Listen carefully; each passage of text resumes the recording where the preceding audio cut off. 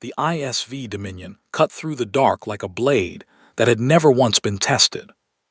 Commander Velthar stood at the bridge's observation deck with his ridge crests relaxed, his posture loose, his expression carrying the particular boredom of a decorated officer assigned to a sector so quiet that the stars themselves seemed to be sleeping. 3 hours. That was all this patrol required.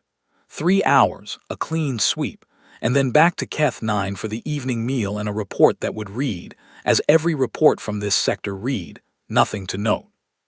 His crew felt it too. Science Officer Preth was running calibration drills on equipment that didn't need calibrating just to have something to do. Navigation Officer D. Haas had reorganized his workstation 3 times. Even the ship's AI had flagged a routine maintenance cycle simply because it had processed every other task on its list. 40 cycles. That was how long since this stretch of space had produced anything worth writing down.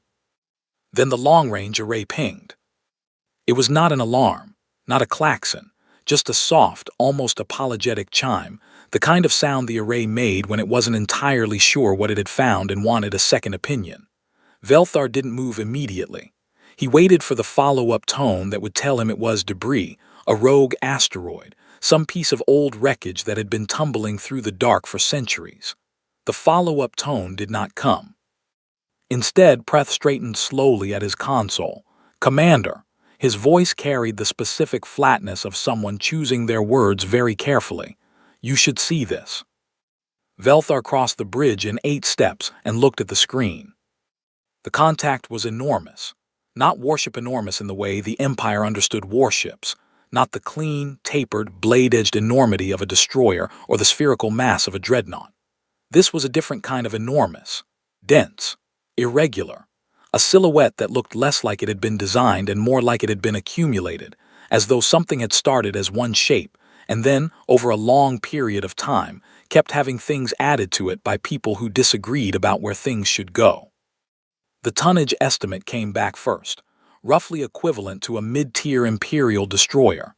The heat signature came back second, low, dispersed, nothing like a conventional drive bloom. The registry scan came back third. Blank.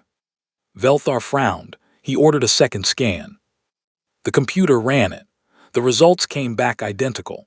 Hull silhouette, unclassified. Drive signature, unclassified. Registry, no match found. The system flagged the contact for manual review, which it only did when it genuinely could not fit what it was seeing into any category it had been given. "Run it again," Velthar said. Preth ran it again.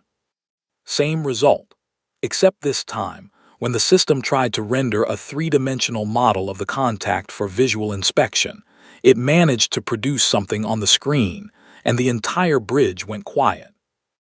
The vessel, if that was the right word for it, was covered in external scaffolding along its port side that served no structural purpose anyone could identify.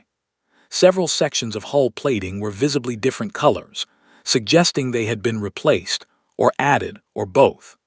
There were protrusions along the dorsal surface that might have been weapons, or might have been antennae, or might have been something that didn't fall into either category. The aft section was almost dignified by comparison, except for what appeared to be an enormous additional thruster assembly that had been mounted at an angle approximately 15 degrees off-axis from everything else. It was, without question, the ugliest thing Velthar had ever seen in 30 years of service. It was also moving, slowly, calmly, with the unhurried confidence of something that had been through worse. Preth spoke first, in the voice of a man watching something he cannot explain and is not sure he wants to. "Commander," he said quietly, "that isn't a warship." Velthar stared at the screen. He stared at the contact. He thought about the 40 cycles of silence that had made this sector feel safe. "No," he agreed, "it isn't." He reached forward and opened a channel to flanking patrol units Keth 7 and Keth 12. "All units, this is Dominion Actual. We have an unclassified contact at grid reference Thate 9 Callum. Hold current positions and await further instruction." He paused. "And someone pull our first contact protocols, the archived ones." D. Haas looked up from his navigation console. Sir, the archived protocols haven't been used in. I'm aware, Velthar straightened. Pull them anyway. The Dominion hung in the dark and watched the impossible thing drift through the light of a distant nebula, and not a single person on the bridge said anything for a long moment, because some silences are not about fear. Some silences are about standing at the edge of a category you didn't know existed until 30 seconds ago, and slowly realizing that nothing in your training has prepared you for what comes next. Preth ran the scan a fourth time. The result was the same. The object was still there, still moving, still utterly, maddeningly unclassified. And from somewhere deep within its asymmetrical, scaffolded, improbable hull, a faint thermal signature pulsed, steady as a heartbeat, warm as something alive. The Empire's first contact protocol was a dignified document. It had been written by 7 committees over the course of 11 years, revised 23 times, translated into 44 languages, and formatted with the kind of precise, elegant authority that the Galactic Empire brought to everything it considered important. It outlined in careful sequence exactly how an Imperial vessel should approach, hail, identify, and assess an unknown contact. It was thorough. It was professional.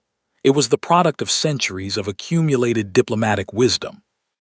The crew of the UES Persistent Thought ignored approximately 90% of it in the first 4 minutes. Velthar had opened on the standard Imperial hailing frequency, clean, formal, introducing the Dominion by name and registry, statting Imperial jurisdiction, requesting immediate identification and vessel manifest. A textbook opening. He had delivered it with the measured authority of a commander who had done this before and expected the script to be followed. Silence. He tried frequency 2, silence. Frequency 3, silence. His comms officer, Ven, worked through the standard range methodically, each attempt more clipped than the last, the unspoken implication growing heavier with every non-response.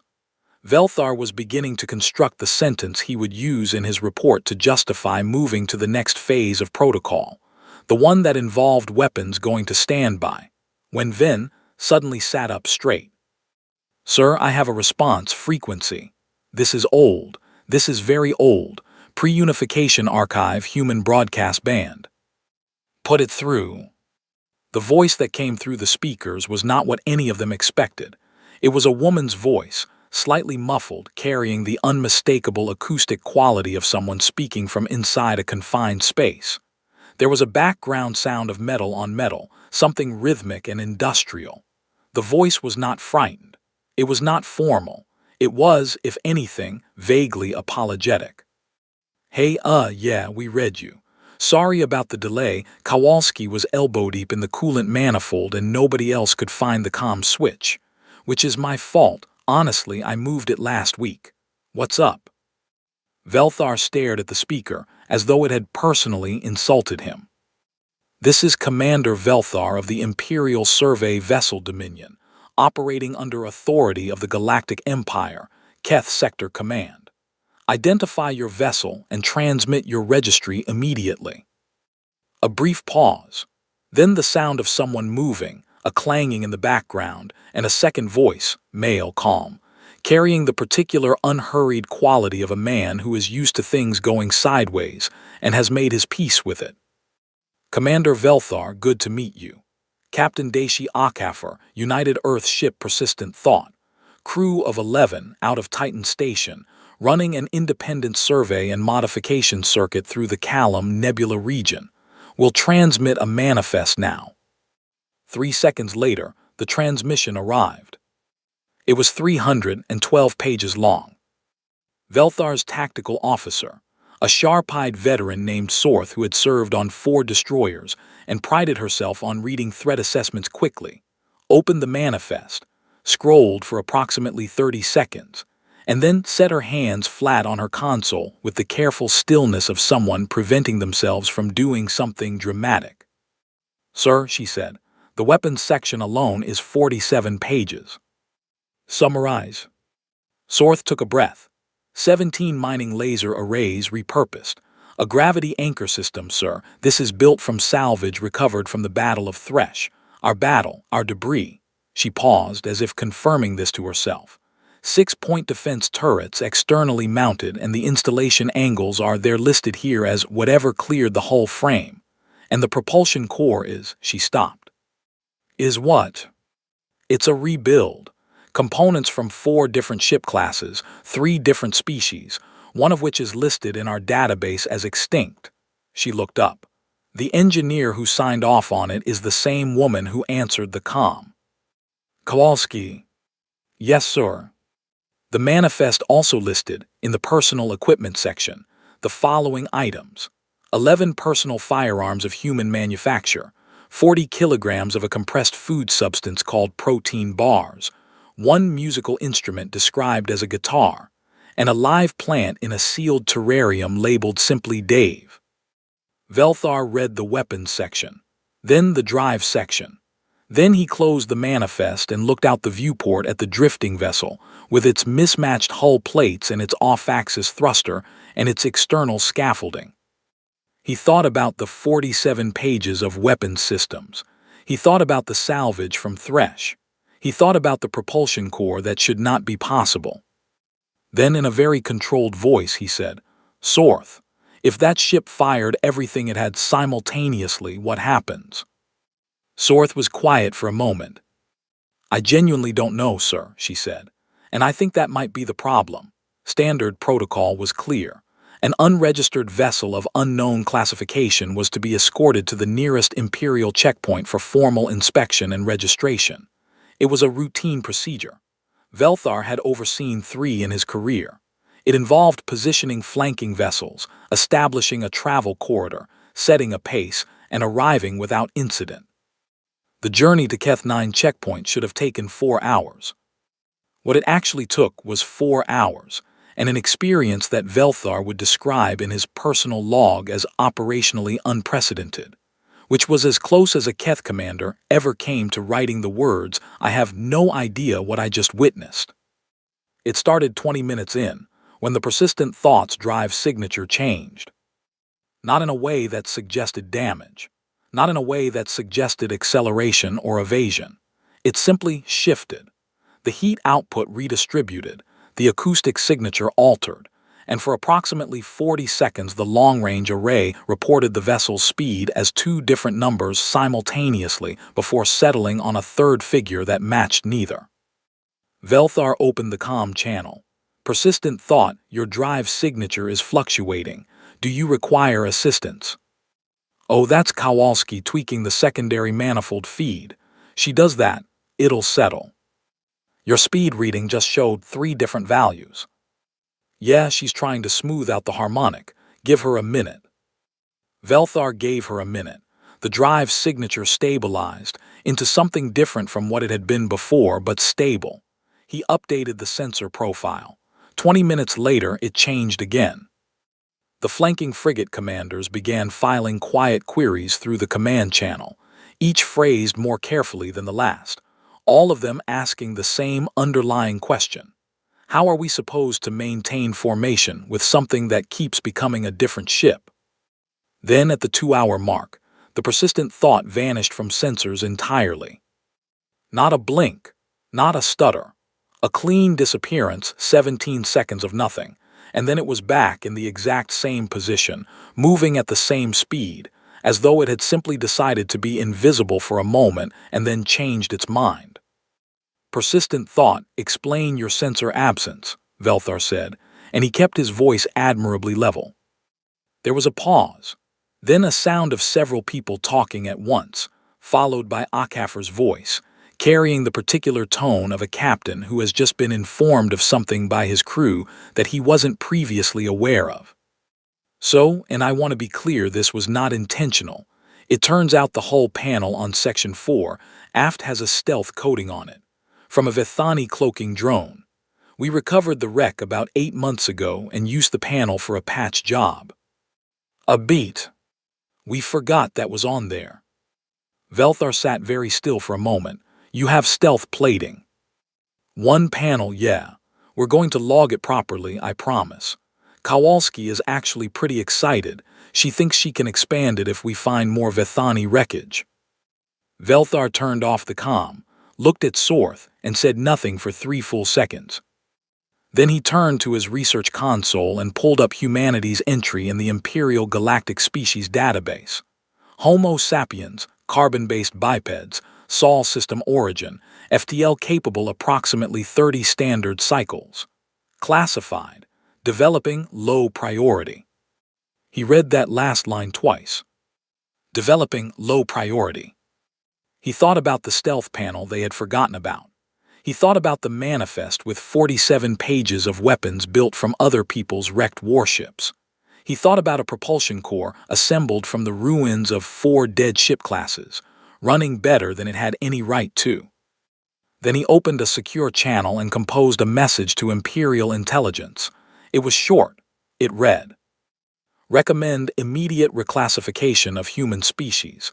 Current designation no longer accurate. Details to follow. Be advised, I believe the current designation has been inaccurate for some time and we simply weren't looking." He sent it. Then he turned back to the viewport and watched the persistent thought drift through his sensor range, mismatched and magnificent, trailing a heat signature that his computer kept updating every few minutes because it kept changing. In the background, faintly through the still-open secondary channel, he could hear Kowalski singing to herself while she worked. She sounded cheerful. The 3 Imperial inspectors who boarded the UES Persistent thought at Keth 9 were professionals. Inspector First Calith had 20 years of experience. He had inspected mining vessels, diplomatic ships, military transports, and once a vessel so compromised by structural decay that it had partially collapsed during the walkthrough. He was not easily rattled. He stepped through the airlock with his clipboard-equivalent data slate, his 2 junior inspectors at his heels, and he was fully prepared for a thorough but manageable process. Then a human woman with engine grease on her forearms handed him a cup of coffee. He accepted it reflexively, because declining something offered with that much casual confidence requires a faster social response than he had ready, and took a sip before his junior inspector Mel could warn him. The effect was immediate and difficult to describe. A warmth that moved from his throat to his chest with alarming speed, followed by a sharpening of attention that felt less like wakefulness and more like being grabbed by the collar. "That's coffee," said Chief Engineer Kowalski. "Colombian blend. Enjoy. Fair warning, second cup hits harder." Calith set the cup down very carefully and decided to pretend that had not happened. The inspection was supposed to take 40 minutes. 9 hours later, Calith was sitting on a crate in Section 7, his data slate full of forms that had never existed before today, eating something called a protein bar because he had missed the evening meal cycle, and staring at a wall seam that was not supposed to be structurally sound, and yet had been holding the ship together for 3 years. The weapons array had taken 2 hours alone, not because the humans were obstructive. They were the opposite of obstructive, opening every panel, pulling every access cover, explaining every system with the eager enthusiasm of people who had been waiting for someone to ask. The problem was categorization. The 17 mining laser arrays were simultaneously weapons, tools, and, in the case of the 3 mounted on the forward dorsal cluster, classified in the ship's own logs as art installation functional. Do not disassemble Kowalski. Junior Inspector Mel had stared at that entry for a long time. The hull plating in Section 7 was a material science problem that Calith had not anticipated. 3 different metal alloys, 2 of which were Imperial-derived, and 1 of which appeared to be an organic metallic composite of human invention. The Imperial database said, with some confidence, that these materials should not bond effectively. The wall said otherwise. "How does this hold together?" Calith asked Tors, the crew member assigned to accompany the inspection team through the engineering sections. Tors, a lean man with the calm, patient manner of someone who had been asked this question before, considered it seriously. "Honestly, weld quality mostly. Kowalski's welds are she's very good, and the composite actually bonds better under heat stress than pure alloy, which we didn't know going in but figured out by accident." By accident. We figured most things out by accident, Torres said, with what sounded like genuine pride. That's kind of the process.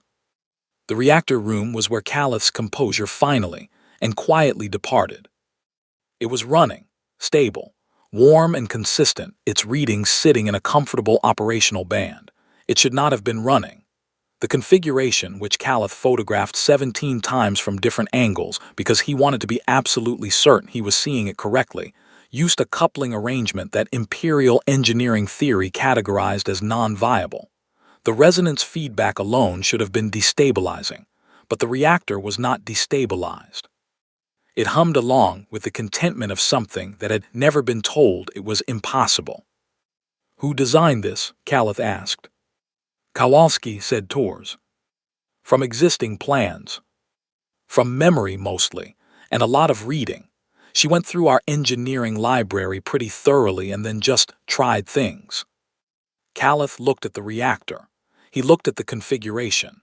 He thought about the 7 Imperial engineering committees that had concluded this arrangement was non-viable.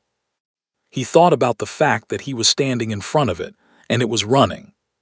He pulled up the threat assessment field on his data slate, the one he was required to fill in before filing any inspection report. He had filled in that field hundreds of times. It usually took him less than 10 seconds. He stared at it for 4 minutes. Then he typed unknown. Deleted it. Typed unknown. Left it. Outside in the corridor, through the thin walls of the ship, he could hear music playing from somewhere deeper in the vessel. Something with strings, something human, something that sounded old and warm and completely at ease with itself.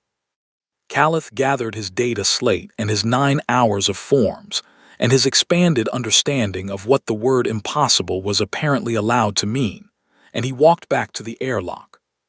He left the second cup of coffee untouched. The inspection report was classified Level 3 restricted. It was also, within 11 days, the most discussed document in 6 sectors. This was not, strictly speaking, a leak. It was more that Level 3 restricted in practice meant that roughly 800 Imperial personnel had access to it, and 800 people, it turned out, was enough for a document to develop its own momentum. It traveled through the secure network in official forwarding chains first, then in summary form through intership messaging, then in increasingly embellished verbal form through every dockworker's cantina, merchant lounge, and crew quarters between Keth 9 and the Varathi Drift. By the time it reached the Imperial Senate's Defense Subcommittee, Senator Vrathkel had already heard 3 different versions from 3 different sources, each one slightly more dramatic than the last. The version she found most interesting was also the most accurate.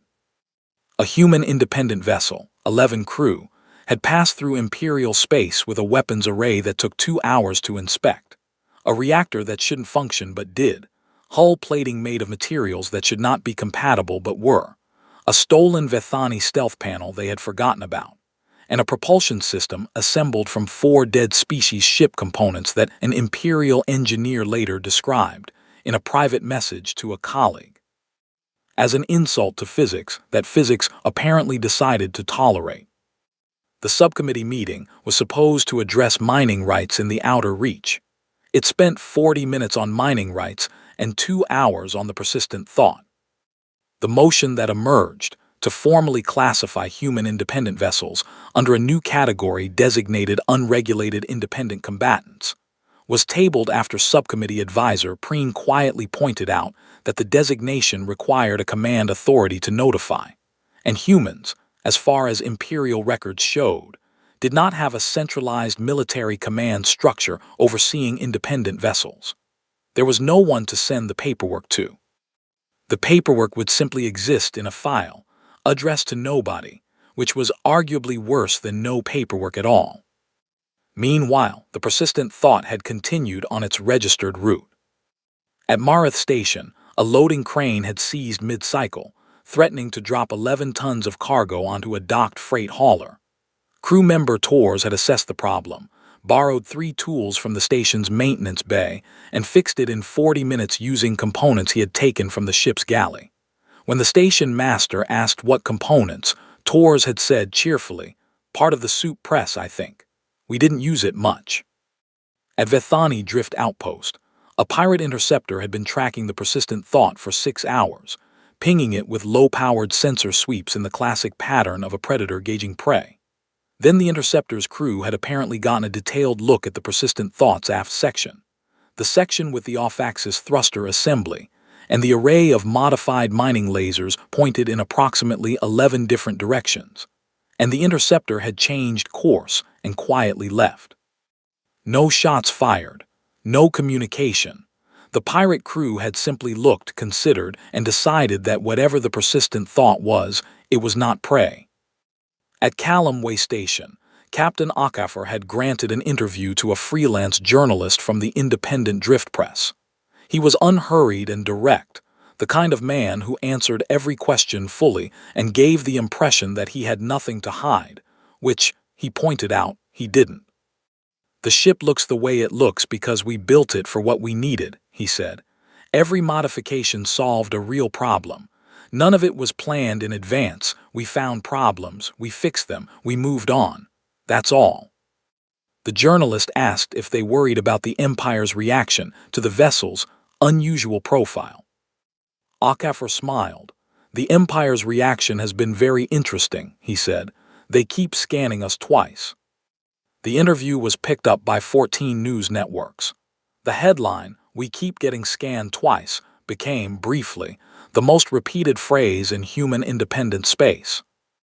Back at his desk, Velthar read the interview, the subcommittee report, the inspection file, and 3 separate intelligence assessments. He thought about the 40 cycles of silence in the sector. He thought about developing low priority. He opened a second message to Imperial Intelligence. "I would like to formally escalate my previous recommendation," he wrote. "I would also like to note, for the record, that I believe we have been watching the wrong things. Admiral Savathin was not a woman who tolerated uncertainty. She had spent 40 years in the Imperial military reaching certainty through systematic process, gather data, analyze, conclude, act. She had applied this methodology to 7 fleet engagements, 3 contested border disputes, and 1 diplomatic crisis that everyone else had called unresolvable. She did not find the persistent thought situation philosophically interesting. She found it irritating. Not because the humans seemed dangerous, but because she could not determine whether they were dangerous, and that gap in her knowledge felt like a splinter she couldn't reach. The solution, as she saw it, was empirical. The joint navigation exercise she arranged was technically within the bounds of the new preliminary Human-Imperial Cooperative Framework, a document so preliminary it barely existed, but enough to provide cover. 2 Imperial frigates, veteran crews, full simulation loadout. 1 human-independent vessel, 11 crew, registered tonnage and armament on file. A controlled engagement scenario over a contested stretch of the drift boundary. Nothing live, complete sensor recording. When the offer reached the persistent thought, the response came back in under 3 minutes. "Absolutely, when do we start?" There was, in that response, an enthusiasm that should perhaps have been a warning. The simulation parameters were standard for Imperial fleet training, engagement at medium range, full electronic warfare suite active, objective being to achieve targeting lock on the opposing vessel while avoiding the same. The 2 frigates, ISV Kethvane and ISV Theron, were commanded by Senior Captain Odrak and Senior Captain Beale respectively. Both had participated in this exact exercise format dozens of times. They understood the geometry, the approach vectors, the optimal formation spacing. They had the persistent thought specifications on file. They had, between them, a combined 60 years of tactical experience. The exercise began at 600. By 612, Senior Captain Odrak had filed a quiet query with the referee vessel asking whether the persistent thought's erratic movement was a simulation parameter or a technical fault. It was neither. It was Kowalski, adjusting the drive output every 40 seconds in a pattern that had no tactical logic anyone could identify, because, as it turned out, it wasn't tactical logic. She was testing a new manifold configuration she'd been thinking about for 3 weeks and had decided this was a good opportunity. The persistent thought did not maneuver like a warship. It did not maneuver like a freighter either. It moved in the halting, variable, unpredictable way of something that was operated by people who made decisions based on what seemed useful right now rather than any doctrine, because they had never written a doctrine. There was no formation to predict because there was no formation. There was no pattern to break because the pattern was there is no pattern. At 6:34, the persistent thought drifted into a position that both frigate commanders immediately recognized as disadvantageous. It was inside the standard defensive envelope, broadside to both ships, with no obvious escape vector. By every conventional measure, it was cornered. Savathin, watching from the referee vessel, leaned forward. At 6:35, every one of the persistent thought's 17 mining laser arrays fired in sequence, not simultaneously, but in a rolling wave, each pulse using the recoil displacement of the last to nudge the ship's orientation by fractional degrees, creating a rotating field of fire that swept across an arc neither frigate's point defense grid had been configured to cover, because no ship had ever done that before. Neither frigate achieved targeting lock. The persistent thought drifted out of the engagement zone at 6:41, moving slowly, making no dramatic exit, Kowalski audibly singing through the still-open comm channel. Savathin watched the replay, then watched it again, then 6 more times. The solution wasn't elegant. It wasn't from a manual. It was, in the most literal sense, improvised. The firing sequence had used the ship's physical reaction to its own weapons as part of the maneuver, which was either brilliant or lucky or both, and the distinction barely mattered. She called her staff into the room, closed the door, and said the words quietly as though they were fragile. "We have been assuming humans build ships the way we do." A long pause. "They don't. They build ships the way they build everything else. They find a problem. They fix it. Then they find the next problem. They have been doing this for 30 years without anyone watching closely, which means they have 30 years of solved problems we don't know about." The room was silent. "Find out," Savathin said, "how many ships like the persistent thought are currently operating in independent human space." The answer when it came back was 47. 47 vessels with the same unclassified flag. 47 crews who had been solving problems in the dark, without manuals, without oversight, without anyone scanning them twice. Savathin read the number and was quiet for a long time. Then she said, "Set up a diplomatic meeting, Captain Okafor face to face." The diplomatic chamber aboard Keth 9 was designed to communicate authority. This was intentional and precise. The proportions of the room, the materials used, the arrangement of the seating, the angle of the lighting, all of it calibrated over centuries of imperial diplomatic architecture to produce a specific psychological effect in visitors. The effect could be summarized as, you are in the presence of something larger than yourself, and it is considering you. Captain Daishi Okafor sat across the table from 3 imperial diplomats, a military advisor, and Admiral Savathin herself, and looked completely comfortable. He had arrived in clean clothes, which for the persistent thought was apparently a formal gesture. Kowalski had stayed on the ship, which the Imperial team had quietly requested after reviewing the inspection report, and which Okafor had agreed to with a small smile that suggested he understood exactly why. He had brought no legal counsel, no security, no technical staff. Just himself and a thermos of coffee, which he set on the table without explanation and did not offer to share. Lead diplomat Har opened with the proposal.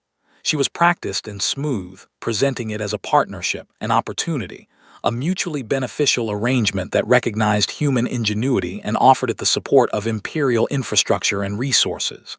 The language was generous. The framing was respectful. The substance, stripped clean of its diplomatic coat, was, We would like to know what you are doing, and we would like to be present when you do it. Formal registration of human-independent vessels under a joint classification framework.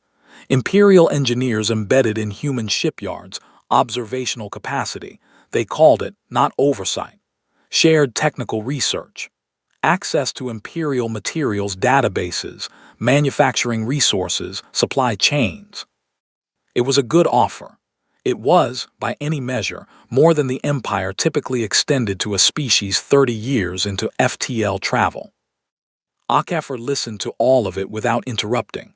He had the quality, rare in Velthar's experience, who was present as an observer, seated to the side, of making you feel genuinely heard simply by the quality of his attention. When Har finished, he was quiet for a moment, not calculating, thinking. He asked 3 questions. The first was about the registration framework timeline. Har answered it. The second was about research ownership, who held rights to designs developed under the cooperative program. Har answered that too, after a brief glance at her advisor. The third question was quieter. What happens to the ships my people have already built? The room stilled slightly. It was the question they had prepared for and still weren't entirely comfortable with. They would be grandfathered, Har said carefully, registered retroactively under the new joint classification. Their current status would be recognized. Unchanged. Largely, yes. Akafar nodded slowly. He looked at the table for a moment, then at Savathan, not at Har, but at the Admiral, the person in the room whose opinion had actually generated this meeting. It was a small thing, that shift of gaze, but it was precise. Then let me make a counteroffer, he said. The Imperial delegation arranged themselves attentively. You can send your engineers to our yards. We'll work together openly, designs, methods, everything on the table. That's a genuine offer, not a diplomatic one. He paused. But I'd recommend sending your very best people. Why is that? Savathan asked. Akafar smiled, not with triumph, not with arrogance, with something that was almost warm. Because Kowalski is already on version 11 of the drive manifold as of this morning, he said. And your best people are going to have about 3 weeks before the baseline shifts again. Savathan looked at him for a long moment. Then slowly she nodded. We'll send our best, she said. After the meeting, Velthar walked with Akafar through the station corridor toward the docking arm where the persistent thought sat in its berth. Asymmetrical, scarred, newly modified in at least 2 places since the inspection, already different from the ship they had first scanned a month ago. You weren't surprised by the offer, Velthar said. No, Akafar agreed. You were waiting for it. Akafar glanced at him. We've been visible for a year, moving through your space, getting scanned, getting inspected. If the offer didn't come, we would have had a different kind of conversation. He looked at the ship. But it came. Velthar thought about the first scan, the blank registry, the computer flagging the contact as unclassified 3 times before anyone overrode it. When you first moved into this sector, he said carefully, with that ship, did you know what reaction you'd get? Akafar was quiet for a beat. We knew someone would scan us twice, he said, 6 months later, a different sector, a different ship. The ISV Koloth Prime was a new-build patrol cruiser, fresh from the Keth 3 yards, crewed by officers most of whom had never served in the Kalam Nebula region. Commander Ritha was 28 years old, 3rd-generation Keth military, sharp and methodical, and quietly proud of her first deep sector assignment. She had memorized the standing protocols for this sector, updated her charts, reviewed the standard contact classifications, and prepared for a patrol that the briefing notes described as quiet. She had not reviewed the supplemental files, because the briefing notes had described the sector as quiet. She was about to review the supplemental files. At 1400 hours, the long-range array pinged. Ritha looked at the screen. The contact was enormous, a massive vessel near the Kalam Nebula, slow-moving, unusual heat distribution, hull silhouette that matched nothing in her standard database. She did what any trained officer would do. She ordered a scan. The results came back fragmented. The registry came back blank. The computer flagged the contact as unclassified and recommended manual review. Ritha ordered a second scan. Same result, except this time in the lower right corner of the contact classification field, a new tag appeared. Not unclassified. Something else. A new designation, amber flagged, added to the database 6 months ago by order of Admiral Savathin's office. Human Independent Category, Persistent Class. Below it in small text, Threat Assessment. See attached supplemental 400 PAGES. Ritha stared at that for a moment. Then she opened the supplemental. She read the first page, which was the executive summary. She read the second page, which explained what a persistent class vessel was, where the classification name came from, and why the weapons manifest was 47 pages long. She read the third page, which described the Keth 9 anomaly, and the fourth page, which described the drive manifold situation. On the fifth page, there was a section titled Current Status of Joint Cooperative Program, and it contained a paragraph that made her sit up slightly straighter. It noted that as of the filing date, Human Independent Yards under the cooperative program had produced 3 new vessel designs not yet classified in the Imperial database, that Chief Engineer Kowalski of the UES Persistent Thought had been formally designated a person of interest by Imperial Engineering Intelligence, non-threatening, informational, and that the Persistent Thought itself was now on version 13 of its primary drive manifold. Version 13, in 6 months. Ritha closed the supplemental. She looked at the vessel on her screen, lumpy and asymmetrical and patched and magnificent, drifting through the nebula light with the unhurried confidence of something that had been through worse and expected to go through more. She thought about the first commander who had scanned this ship. She thought about what he must have felt, watching those blank results come back, reaching for protocols that weren't built for this. She opened a channel to her senior staff. "Get me the Joint Protocol Handbook," she said. "The Human Contact Edition." She paused. "And make contact on the archived frequencies, the old human broadcast band. You'll find it in the comms system, pre-unification archive." Her comms officer pulled it up. "One more thing," Ritha added, and she kept her voice level professional, appropriate to a commander on her first deep sector posting. "If anyone on their crew offers you something called coffee, decline." "A beat." "I'm serious, decline." She turned back to the viewport. The Persistent Thought was still there, still drifting, already probably different in 17 small ways from the ship described in the 400-page supplemental file, already becoming version 14 of itself in whatever Kowalski was elbow-deep in right now. Ritha had grown up reading about the great civilizations of the galaxy, the species that had mastered space in the ancient centuries, the empires that had risen and codified and organized the known universe into something manageable. She had learned in school that progress was systematic, that advancement was structured, that the species which endured were the ones with the best plans. She looked at the Persistent Thought and thought about that. Humanity had no plan. Humanity had problems, and people who refused to leave problems alone, and 11 crew on a ship that should not work but did, iterating endlessly, finding solutions that weren't in any manual because they hadn't written the manual yet, moving through the galaxy like a question that kept answering itself, and then immediately becoming a harder question. The comm crackled, a woman's voice slightly muffled, slightly cheerful, completely unbothered. "Hey, yeah, we read you. Sorry for the delay, Kowalski was." Ritha smiled, she couldn't help it.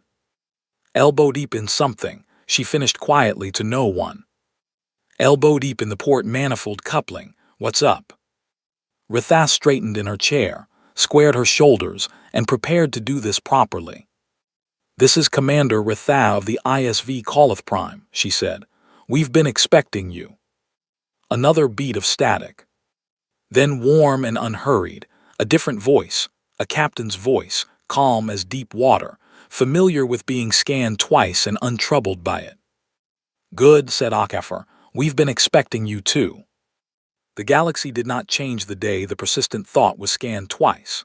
It changed slowly, the way all real things change, one solved problem at a time, one modified panel, one impossible reactor configuration, one version 13 of a drive manifold that would be version 14 by morning.